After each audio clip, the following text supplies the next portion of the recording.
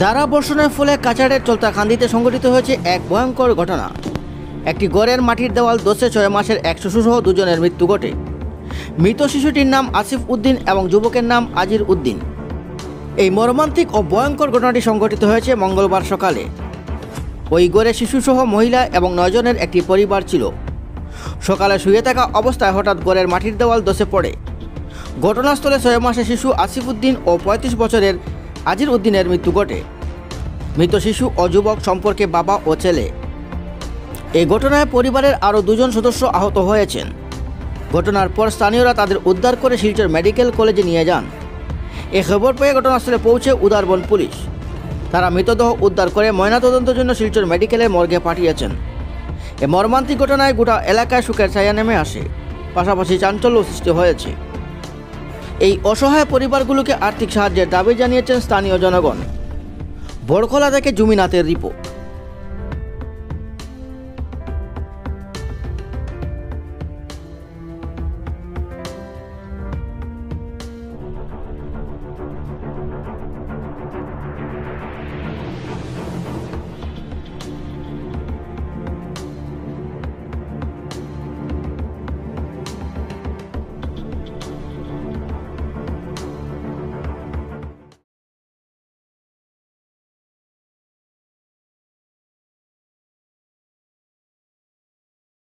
পৌনে 6টার ভিতরে তারা বাপ ছেলে 2 জন এই বিছনার মধ্যে শোয়াতে ছিল।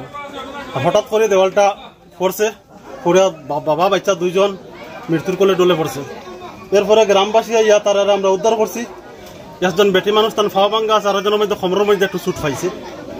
এরপরে তাহলে এখানে বাইরে রাখা হয়েছে, পুলিশ প্রশাসন পাওয়া হয়েছে, আমরা মিডিয়াও ডাকছি, আপনারা পাইছেন। এইখানে আমরা যে সাহায্য করা লাগে এটা করছেন।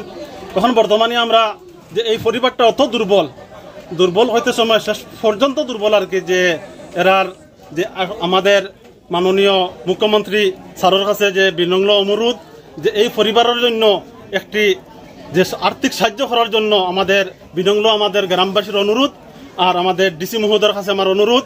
এই পরিবারে একটা রেশন কার্ডও নাই এবং প্রধানমন্ত্রী আবাস একটা একদিন পর্যন্ত পায় নাই, যে অতি সত্তর এরারে একটা আর্থিক সাহায্য দেওয়ার জন্য আমরা গ্রামবাসীর পক্ষ থেকে গ্রামবাসী আমরা বিনম্র অনুরোধ রাখছি।